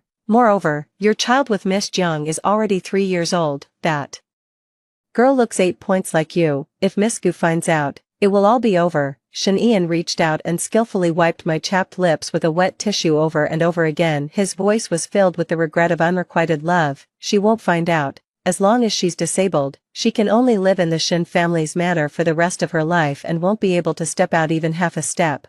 I promised Nyen Nyen that I would hold a grand wedding for her and watch our child grow up with my own eyes. Even if she marries someone else now, I will never let her have any worries. The doctor beside him let out a long sigh and looked at my pale face on the hospital bed. Guwan is a good girl. You clearly grew up together since childhood. Why do you have to hold on to that? Forget it. I won't say any more. As long as you think it's okay, just go ahead. Go and prepare for the surgery. Remember, do it cleanly and don't leave any traces. While Wan Wan is still not awake, I don't want her to suffer too much. The doctor quickly left the ward. Shen Ian took out his phone and sent a voice message to his assistant. Did that driver not spill the beans? Transfer 2 million yuan to his family as agreed before and help them move out of this city. Don't let Wan Wan find out. Tears fell uncontrollably and were absorbed by the pillow. Shen Ian wiped my body with hot water over and over again, but I still couldn't stop feeling cold all over. It turned out that the wedding I had been looking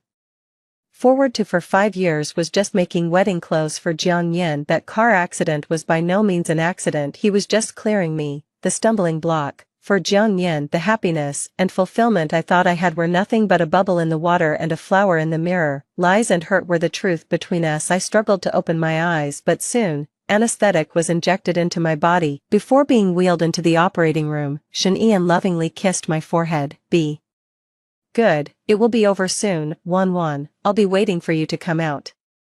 The cold instruments kept churning inside my body. My broken heart also turned completely cold when I opened my eyes again. I had already been sent back to the ward. I still had no feeling below my lumbar spine. Shen Ian was by my bedside. When he saw me wake up, his face was filled with worry. He placed my hand in his and gently pressed it against his cheek. Wan Wan, you're awake. Is there anywhere else that hurts? Tell me if it hurts, and I'll ask them to change your dressing. His expression was as loving as ever, but there was no warmth in his eyes anymore. For the sake of another person, one could really go to such lengths. I gently shook my head and touched the stubble on his chin. You haven't slept all night, have you? I'm okay, you can take a rest for a while. Shen Ian didn't think much of it. He relaxed and soon fell into a dream. I picked up the phone he had placed on the bedside table and unlocked it. The wallpaper was still the wedding photo we had taken in advance. The social media app in the background hadn't been logged out. The top contact was marked as Nyen Nyen. I clicked into the chat box. Besides cute kitten emojis, there were all group photos of Jiang Yen holding the child. Yuan Yuan is calling for daddy again today. She's so young but already knows that her daddy is handsome. She will definitely be a looks-conscious person in the future.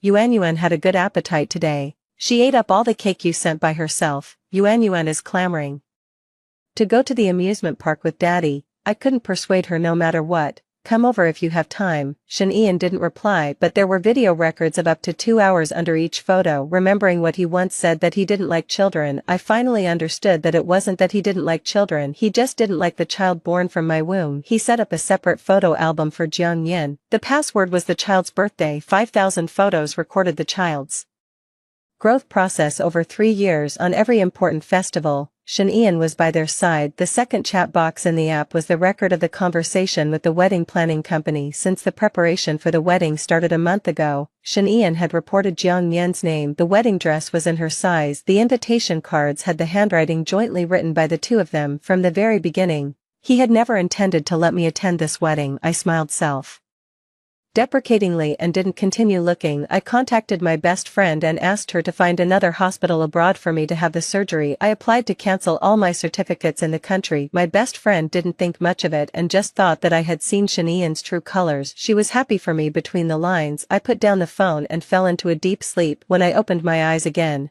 I was awakened by Shin Ian's crying. He was holding the hospital report in his hand, and his shoulders were shaking constantly. 1-1. The doctor said that during the examination, it was found that you were born without a uterus and have no fertility. Don't worry, I won't dislike you. No matter what you become, you are my wife. After you are discharged from the hospital, let's adopt a child, okay? With a child to accompany you, you will definitely get better gradually. I was the one who lost my fertility, but he looked even sadder than me. His acting was so realistic that I didn't bother to expose him. After a long silence, looking at the report in his hand, I nodded heavily. Shin Ian was moved to tears and hugged me in his arms. I will definitely take good care of you. Don't be afraid. No matter what others say, I will stand by your side. After we get married, I will transfer all the assets in my name to you as a guarantee for you. Our chests were pressed tightly together, but our heartbeats were at different frequencies. After a while, Shin Ian struggled to speak.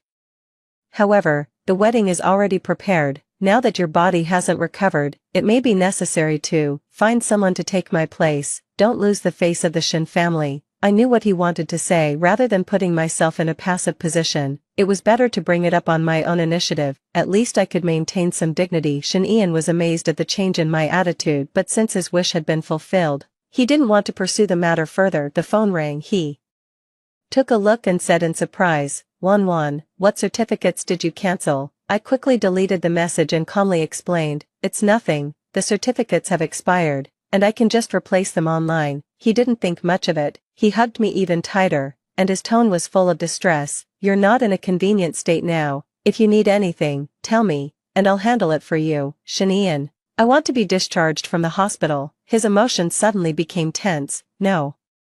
Your body hasn't recovered yet. I don't agree. I tugged at his arm and swayed, smiling brightly. Didn't you say you wanted to take me to adopt a child? There are nannies at home to take care of me, and nothing will happen. I want to go to the welfare institute and have a look. Okay, we had been together for 5 years, and this was the first time I acted coquettishly with him. Shin Ian couldn't resist me and softened his heart and agreed. On the way, he took out the cakes that had already been prepared in the car and placed them in front of me one by one. He said he bought them specially for me, but the instruction on the packaging that it was edible for young children still stung my eyes. I closed the bag, threw the cake behind me, and closed my eyes on the pretext of not feeling well. This 5-year-long deception was about to end. As soon as we entered the welfare institute, I was sitting in a wheelchair. A little girl rushed up familiarly and hugged Shin Ian's leg tightly. She kept calling daddy on her lips. Shin Ian's face changed, afraid that I would be suspicious. He quickly explained, don't get me wrong, I sponsor this welfare institute. I've come to visit a few times before. This child is an orphan and has always called me like this. I nodded and smiled as I touched the child's face. She looks a lot like you. If you hadn't said it, I would have thought this was your child. What's her name? Yuan. The one I'm going to adopt. Before he could explain further, Yuan started crying and shouting for her mother. Shin Ian's face instantly turned pale. He frowned tightly and looked at me. I'm okay, go and comfort her. This child is beautiful, and I like her too. My words made him heave a sigh of relief. Shin Ian didn't think much more and carried the child into the office. I made an excuse to go to the bathroom and avoided, but there were constant whispers from the employees at the door. Why does Mr. Shin make his own child pretend to be an orphan? That outfit is all high-end luxury, more expensive than my life. Who would believe that she's an orphan? What do you know? Mr. Shin has already arranged everything. This is the only way to let the child enter the Shin family legally. Be smarter when you go out later and don't let it slip in front of Miss Gu. Sure enough, the person closest to Mr. Shin's heart is still Miss Jiang. They both liked to come here to participate in activities when they were in college. I could tell back then. I didn't expect it to come true now. A man and a woman are staying In the same room, maybe they are already. The ambiguous laughter reached my ears, pressing on my chest so hard that I could hardly breathe. I moved the wheelchair to the door, and a familiar voice came from inside. Is he treating you well? Pretty good, it's just that he's abroad all year round, and there are some things he can't take care of. It's okay like this. He won't find out about Yuan, and he's even pestering me to have a child for him. Shen smiled with his lips curled, but his eyes were full of bitterness. You don't have to worry about Yuan once she's taken into the Shen family. If there's anything you need help with,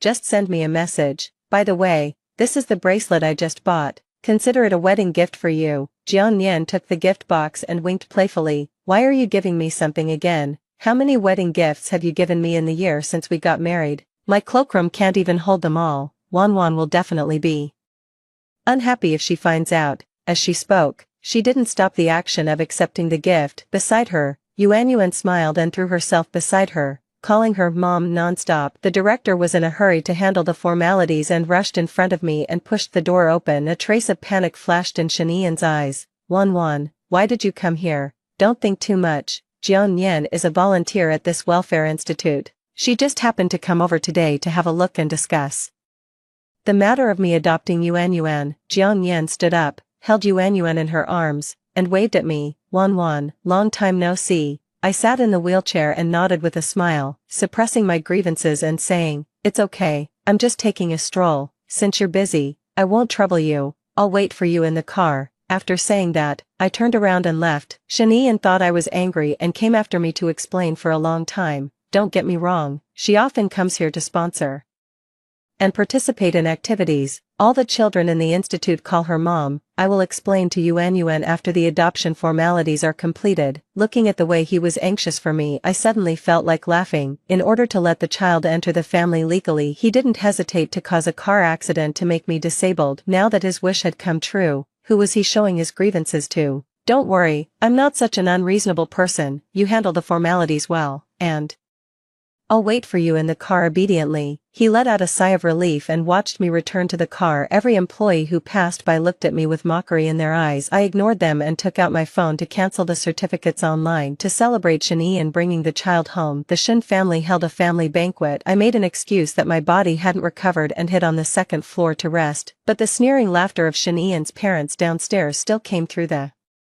crack of the door. I moved the wheelchair and stood at the corner of the stairs. I looked at the harmonious scene of the family of three downstairs. Shen attentively put the food that Yuan liked into her exclusive plate. Jiang Yan smiled and bantered with him. She said that if he continued like this, he would surely spoil the child sooner or later. Shen didn't care and stroked the little crown on Yuan's head. My daughter is amazing no matter what she does. The grievances pent up in my chest finally burst out. I returned to the room and tore up all the things Shen had given me in the past 5 years and threw them into the trash can. The moment the trash can tipped over, Jiang Yan suddenly appeared in front of me. She kicked over my wheelchair. I was in so much pain that I was sweating all over, but she raised a smiling face. Wan, it must be very painful to become a disabled person, right? After all these years, you're still as useless as ever. Seeing your own wedding replaced with my name, seeing your husband bring back my daughter, and you still have to swallow your anger. I feel sorry for you. I struggled to get up. The next second, Jiang Yan leaned backward and fell straight down the stairs. I hadn't even reacted yet. Shen had already held the person in his arms. The look in his eyes as he stared at me was filled with anger.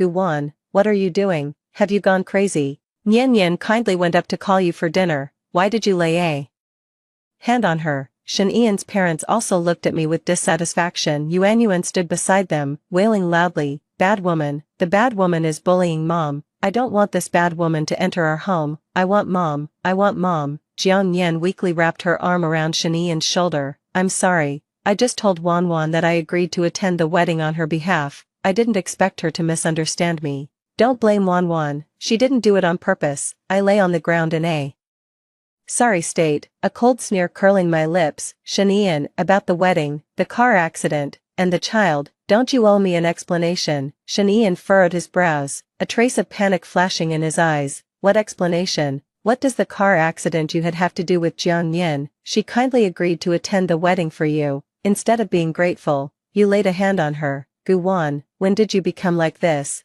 Apologize to Jiang Yan. Before I could say anything, Shen Ian's parents had already turned cold. She's a disabled person herself but still can't stay quiet. Does she really think she's still the daughter of the Gu family? Who else but my son would want a useless person? Alright, leave her alone. Her being disabled today is her retribution. Hurry up and send Nyan Nyan to the hospital. Make sure she's not seriously hurt. My nails dug deeply into my palm, and blood kept flowing from my lower body. Shen Ian held Jiang Yan in one hand and held the child's hand with the other. Just like that, they left the house. The love I had for him over the past 5 years turned to ashes at this moment. I clumsily climbed back into the wheelchair. I bought a plane ticket for the day of the wedding for myself. Then I turned and went to the hotel that night. Shen Ian sent a message to explain. After all, Jiang Yan is going to attend the wedding for you. You hurt her, and it won't look good at the wedding. Asking you to apologize was just a temporary measure, just acting for her. Don't think too much about it.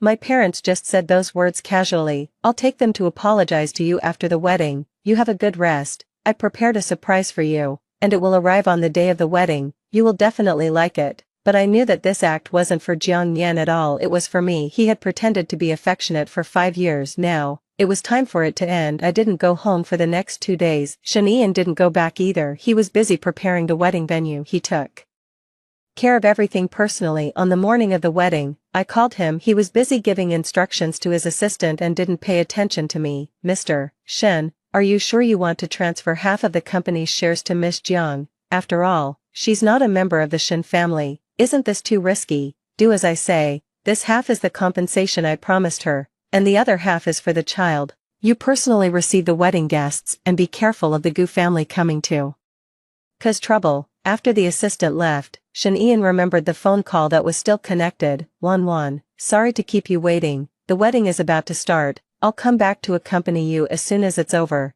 Don't be unhappy. I looked at the plane ticket in my hand, expressionless. Then you're busy. I won't disturb you. Shen Ian, happy wedding. He was stunned for a second, then laughed loudly. It's us who are having a happy wedding. Wait for me at home obediently. After the call was hung up, I turned around and got on the plane. After receiving the text message that the cancellation of the certificates was successful, I deleted all his contact information. The wedding began. Shen Ian's mind kept replaying that phone call, and a sense of unease welled up in his heart. He turned to his assistant and gave instructions. Go and check where Gu Wan is. She will definitely cause trouble since I'm having a wedding with someone else. After the ceremony, Shen Ian held Jiang Yan's hand and toasted the guests one by one. The assistant rushed over in a hurry, his face pale. Something's wrong, Mr. Shen. Miss Gu took a plane and left this morning, and that flight just crashed into the sea. As soon as the words fell, the entire wedding venue fell silent. Shen Ian's face, which had been filled with joy and excitement just now, instantly turned pale. The wine glass in his hand fell to the ground, but he didn't care about the so-called face of the Shen family. He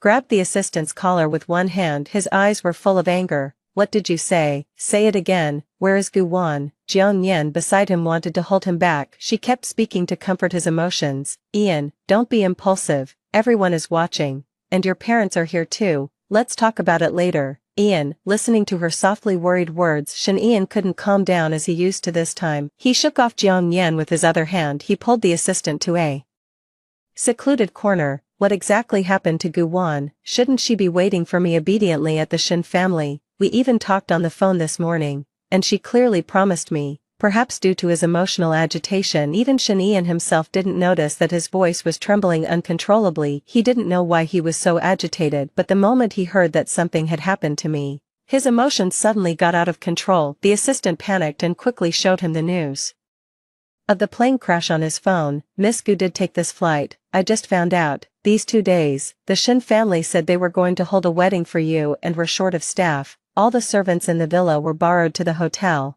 and there was no one to take care of Miss Gu at home. I've already checked her registration information, and it's indeed this flight. I've also watched the surveillance footage of the villa. Miss Gu left the night before last, the night you took Miss Jiang away. The hand on the collar dropped weakly. Shen Ian was overwhelmed by a deep sense of powerlessness for the first time. He didn't even have the strength to stand up. After a long while, he said softly, it can't be. Wan promised me that she would wait for me to go back at home and even wished us a happy wedding. No, it's not right, she said. She wished me and Jiang Yan a happy wedding. His voice was very soft, And the assistant could hardly hear it if he didn't listen carefully, sensing something was wrong. The assistant hesitated and said, "Mr. Shen, did Miss Gu find out about the things you've done? Otherwise, with her physical condition, it's impossible for her to leave at this time. If that's really the case, I'm afraid." The words were left unfinished, but Shen Ian had already predicted the result. However, he didn't want to believe the bloody truth in front of him. He chose to deceive himself. "No, it's impossible. Wan won't find out. With her personality, if she knew something, she would definitely come to question me immediately, but she didn't say anything, and she didn't send me any messages in the past 2 days. I clearly explained the things that happened at the banquet to her, and she didn't blame me. She won't leave just like this. I won't allow it. Search for her. Search every corner if you have to. I want to see her alive. If she's dead, I will bury her body with my own hands." For the last sentence, Shen Ian almost roared it out with all his strength. The assistant was so scared that his face turned pale. He quickly turned around to investigate my whereabouts. As soon as he left, Jiang Yan approached. She was still as weak and gentle as before. She gently took Shen Ian's arm. "What's wrong? Did something happen to Wan? I knew she was angry because I was attending the wedding for her, but today is a big event for the Shen family. Several company bosses are here, and the elders of the Shen family are also at the scene. No matter how naughty she is, she shouldn't be angry with you at this time, and she even lied to you about the plane crash. She's being too willful. Ian, you spoil her too much. I know Wan, she has no friends here. She will come back when she figures it out on her own. Don't be too worried. Your parents are still waiting for you to toast them outside." In the past, Shen Ian might have believed her words. He might have chosen to wait for me to go back and admit my mistake obediently, but this time, he remembered my abnormal attitude. The surging emotions in his heart couldn't calm down no matter what. After a long time, he shook off Jiang Yan's arm and his face turned cold. "Jiang Yan, I'm warning you one last time. You're just attending the wedding on behalf of Wan. Wan is my wife in name. My parents are not something you can call casually." A trace of unwillingness and resentment flashed in Jiang Yan's eyes. Before she could speak, Yuan ran up to the two of them. She gently tugged at the hem of Shen Ian's pants and swayed it. Daddy, Grandpa and Grandma are calling you over. Can we just ignore that bad woman? Yuan wants to see Mommy and Daddy together." Upon hearing the words, "bad woman," Shen Ian's cold expression became even uglier. He stared straight at Jiang Yan. "Did you teach Yuan that? Jiang Yan, the child is still young. What have you been teaching her? If you can't take care of the child, Yuan will be taken care of by my parents in the future. Don't interfere anymore." After saying that, he didn't give Jiang Yan a chance to refute. He turned around and walked into the hall. The news of the plane crash was still lighting up on the phone screen. The veins on Shen Ian's hand were bulging. As he walked from the entrance of the hall to the front, all he could hear around him were the guests' curses and dislikes towards me. "I heard that Miss Jiang is attending the wedding on someone else's behalf. Could Mr. Shen really have fallen for that disabled woman from the Gu family? How could that be? The Gu family has already moved abroad to settle down. Guwan doesn't have a single relative here. For such a big event as a wedding, no one from her family came. Mr. Shen must not have forgotten Miss Jiang in his heart. This is a calculated move. Didn't you see how grand this wedding is? I don't believe he didn't plan it in advance." "Stop talking. Miss Gu is also pitiful. Not only did she become disabled in a car accident, but she also lost her fertility. She will be a useless person for the rest of her life. After all, she's the only daughter of the Gu family. And now she's ended up like this." With every word those people said, Shen Ian's face became uglier. How could this be? Clearly, after the car accident, he had asked everyone to block the news of Guwan's accident. It was even more impossible for the perpetrator to talk too much. As long as he waited until the wedding was over, Guwan would be his wife in name. He would live a good life with her in the future. He would watch Yuan grow up. He would protect Guwan well and wouldn't let anyone look down on her because of her injuries. But why did the news leak out? He hadn't seen Guwan in the past 2 days. What exactly had happened during this period? Had these people scolded her to her face? Had she been bullied? All these doubts lingered in his heart. It weighed on him so much that he could hardly breathe. When Shen Ian's parents saw him come back, both of them heaved a sigh of relief. But what they said next dealt a fatal blow to him. "Ian, since something has happened to Guwan, let Nian enter our family in the future. Anyway, Guwan is a useless person. It's unlucky to keep her at home. Pick a time and get the marriage certificate. It's been a long time since there was such a big happy event in the Shen family. after the wedding, I'll go back and ask the servants to clean out Guwan's room and make it your wedding room." Shen Ian stood there, stunned, looking at the delighted faces of his parents for the first time. He felt disgusted. What marriage certificate? Didn't Jiang Yan already get married to someone else abroad? Shen Ian's mother glanced at him and chuckled. If we didn't say that, how would you believe it? It's all for the sake of letting Yuan enter our family. Nian Yan was willing to ruin her reputation to let the child recognize her ancestors. You insisted on sticking with that Guwan, so we had no choice. Anyway, that disabled woman is gone now. Just as well, Nian Yan doesn't have to act anymore. From now on, you'll be a family. Her going abroad before was out of necessity,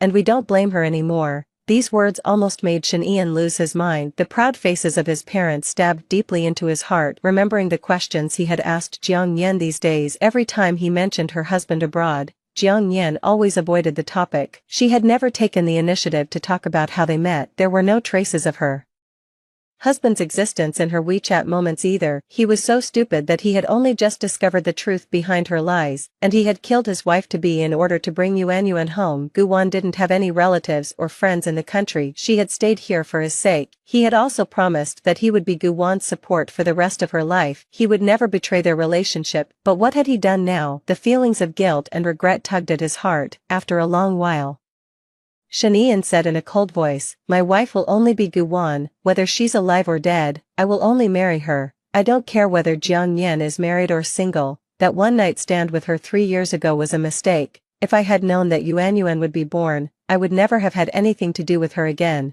Since this wedding is what you wanted, you can deal with the consequences yourself. I will find my wife even if I have to risk my life." After saying that, Shen Ian turned around and left. Before he could walk out of the hall, Jiang Yan quickly ran up to him. She was holding Yuan in her arms. Jiang Yan was so anxious that she burst into tears. Yuan accidentally broke a cup just now, and her arm was cut. "Where are you going? Can you send the child to the hospital first?" Blood dripped down Yuan's thin arm. At the same time, Shen Ian's phone rang. It was a call from his assistant. He didn't look at Jiang Yan anymore. He just left a sentence. "Take a taxi by yourself. Leave the child to my parents to take care of in the future." Then he left the wedding venue. As soon as he went out, he immediately answered the assistant's call. "How is it? Have you found Guwan?" The assistant let out a long sigh. "Mr. Shen, I've searched everywhere I can. Now I only know that Miss Gu stayed in a hotel 2 nights before she left, and I have her boarding information at the airport. There's nothing else. You'd better go and ask the rescue team. After all, this time, the body might have been salvaged already." Before the assistant could finish speaking, Shen Ian hung up the phone in a hurry. He didn't believe it. He didn't believe that Guwan would leave him alone. He even more didn't believe that Guwan would have an accident on that flight. He got into the car. He stepped on the accelerator wildly all the way, eager to rush to the rescue team and inquire. But after passing 2 intersections, he suddenly hit the brakes and stopped by the roadside. He slapped himself twice in the face, filled with sadness. He was the one who caused that car accident. He was also the one who personally ordered and arranged the surgery. Guwan was in a weak physical condition now. Even a normal person might not have survived the air crash. With her condition, how could she have a chance to live? In the midst of his emotional breakdown, he took out his phone and opened the chat box with Guwan, looking at the avatar on the opposite side with a beaming smile. It seemed as if Guwan was still by his side. At such a moment, only by looking at the traces of Guwan's existence could he barely feel at ease. He reached out his hand, trembling, and stroked Guwan's avatar again and again. The chat record was still from 2 days ago. He had explained to Guwan about that banquet that night. His words were sincere, but Guwan never replied. She had never not replied to his messages before, no matter what she was doing. His messages were always set as special reminders. Guwan would also answer his calls immediately. When did she start changing? Shen Ian didn't even realize it himself. It seemed that everything had become different since the car accident. Scrolling up the chat records, it was the wedding that Guwan had been looking forward to for 5 years. "Ian, does this wedding dress look good? I want a sparkling dress. I can't waste my long legs. Shall we take our wedding photos in this style? Then we can print them out and hang them in the most prominent place at the wedding venue. I want the whole world to see my happiness and that I have such a loving husband." "Ian, the size of the wedding ring we bought last time seems a bit big. Can I change it? Didn't you say you wanted to give me a surprise? Could it be that you designed the wedding ring yourself? You're so kind." He had indeed designed a wedding ring himself, but It was for Jiang Yan. Those dresses were just props for him to perfunctorily deal with Gu Wan, the wedding that Gu Wan had been longing for and looking forward to for 5 years. He had been lying to her from the very beginning, but she had never noticed and had always been immersed in the joy of love. She thought she had found the person who loved her the most in the world as her support. The joy between the lines of the girl's words made Shen Ian cry uncontrollably. Tears fell on the screen. He sent messages to Gu Wan over and over again, pouring out his long-lasting love for her, expressing his debt to her, but when the messages were sent out, all he received were red exclamation marks. Gu Wan had blocked him. Shen Ian didn't hesitate any longer and drove to the rescue team again, but it was all too late. The rescue team couldn't find any trace of Gu Wan in the sea at all. At the same time, I landed by plane and had already arrived abroad. That air crash was a trap I deliberately set for Shen Ian. He wanted me to be disabled, to live a life worse than death,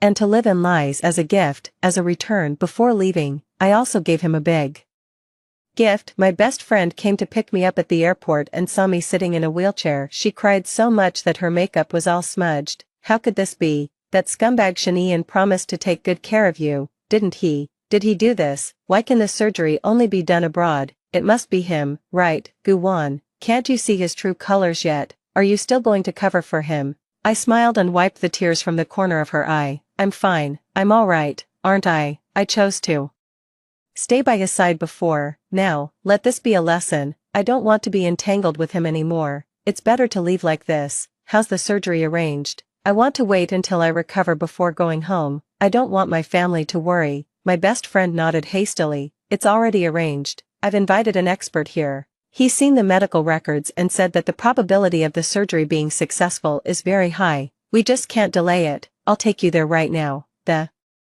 surgery lasted for 5 hours. The doctor said that fortunately, I had come in time. If I had delayed it for 2 more days, I would never be able to stand up again. Now, I just need to wait for my body to recover, do training slowly, and it won't be difficult to return to a normal life. I didn't pay attention to the news from my home country anymore, but the Shen family was too influential. My phone pushed news every day. At the Shen family's wedding, the groom fled the wedding halfway. Jiang Yan became the laughingstock of everyone. The parents of the Shen family came forward to explain that Jiang Yan was the daughter-in-law of the Shen family. As soon as the statement was released, it was exposed by Shen Ian. He registered an account with his real name and posted our wedding photo online, and he threatened that his wife would only be Gu Wan in this life. Yuan was taken back to the Shen family by Shen Ian. He threatened with his own life and didn't allow Jiang Yan to appear in the Shen family. Otherwise, he would destroy all the foundations of the Shen family. The parents of the Shen family were reluctant, but they couldn't resist their only son. They could only do as he said. Jiang Yan's dream of marrying into a wealthy family was shattered. The two families completely fell out. They fought a lawsuit for the custody of Yuan, but as the father of the child, Shen Ian never explained for her. Looking at the abuse of Shen Ian in the comment section, I couldn't understand